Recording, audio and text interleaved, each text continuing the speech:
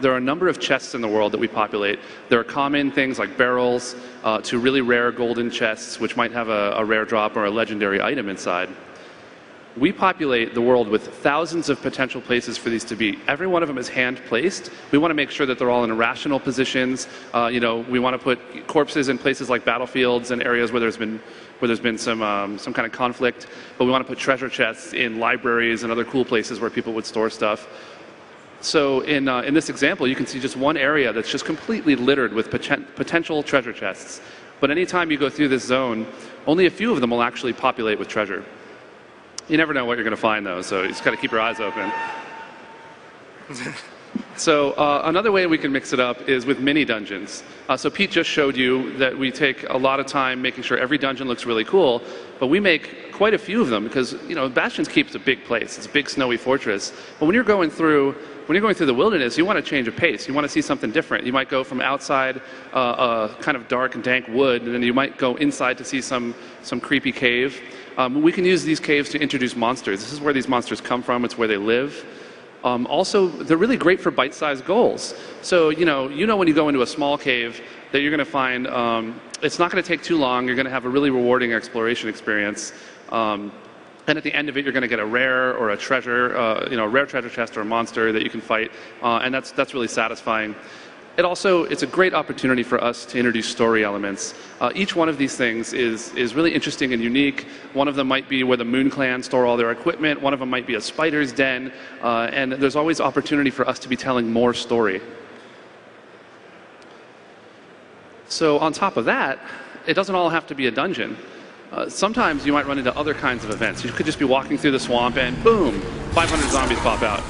Suddenly you gotta, kind of get your wits about you and start using your skills. And this is a great thing for us to bring the world to life by using monsters in an interesting way and unique hazards that you may not have seen before. It really makes the world more colorful. So when you're, as they say, hoovering an area, you're going from end to end, looking for every treasure chest, trying to kill every monster.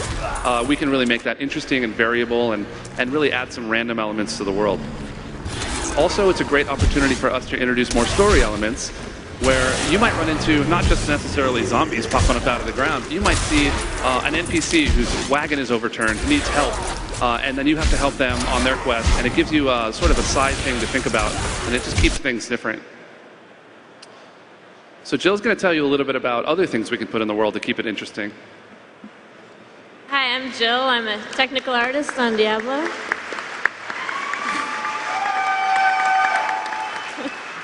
So one of the other details that we put a lot of attention to is objects that you can interact with, usually by smashing them.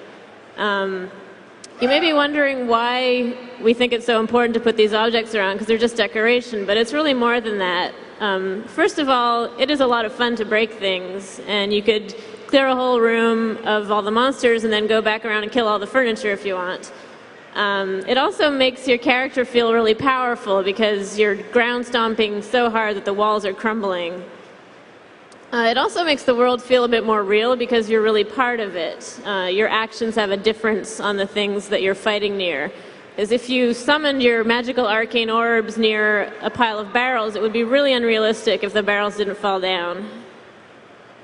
And we also, as Kevin was saying, we take even these opportunities to put a bit of story into the world. Not every story is a long epic. These are more little stories that you can make up for yourselves, like why was this poor guy left on the torture rack? Or why is this barrel filled with blood? So yeah, we've seen some treasure chests, we've seen some stuff to break. That's all well and good, but what do we get to kill, right? All these skills and runes you've put together, this is so that you can do some battle. So what lives in this world? That's something that we ask ourselves when we're placing monsters. When we place monsters in any given area, there are a combination of things that might appear together in a random assortment as far as how they're laid out in the world, but not random in what appears together.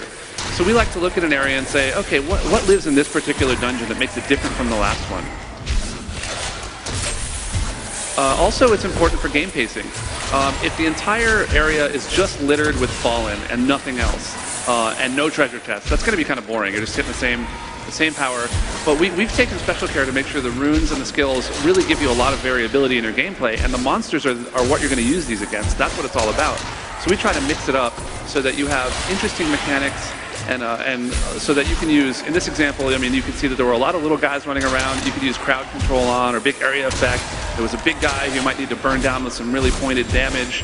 You can use your mobility to jump around the room. So we try to make sure that when we put monsters together, they live as a family. There's the big guy, there's the caster, there's the ranged guy, and there's the little guys that swarm you. And we like to make sure that there's always a variety of things so that you're always on your toes.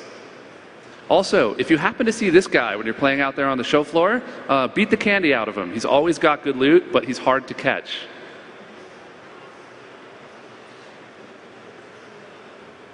So monsters.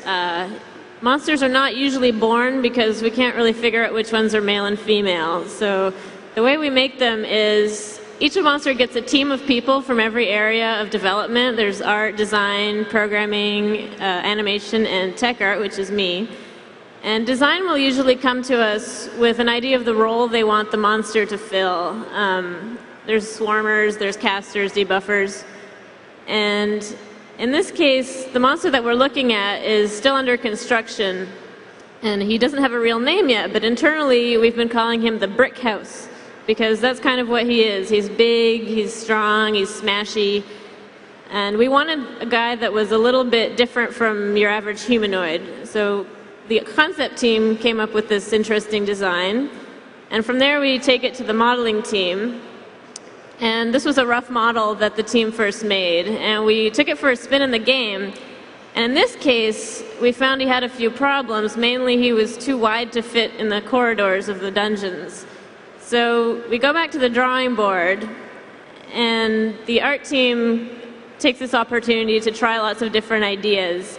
We wanted to make him a little narrower so he would work, but we wanted to keep the sort of interesting, unique silhouette that he had. We liked the final body shape that was made, but we were not sure what to do with his arms. So we have a lot of debates. Every detail we have arguments about. We've talked about his toenails for hours. And these are some of the many ideas that we tried for his arms. Anything you can think of, we probably tried. But in the end, we decided that we liked the idea of the huge forearms, because they could be used to protect himself against attacks. So this was the finished model, and from there it went on to rigging and animation, and it got some personality. And after that we get to test it in the game. So we threw on some skills and some effects, and made sure that it reacted well to various skills, and it was fun to fight, that it wasn't boring at all to fight with, and possibly most importantly we wanted it to be fun to kill, which is coming up now. Come on, there he goes. Because to us, one of the most important stages in any monster's life is really death. We want to create epic death experiences for you guys.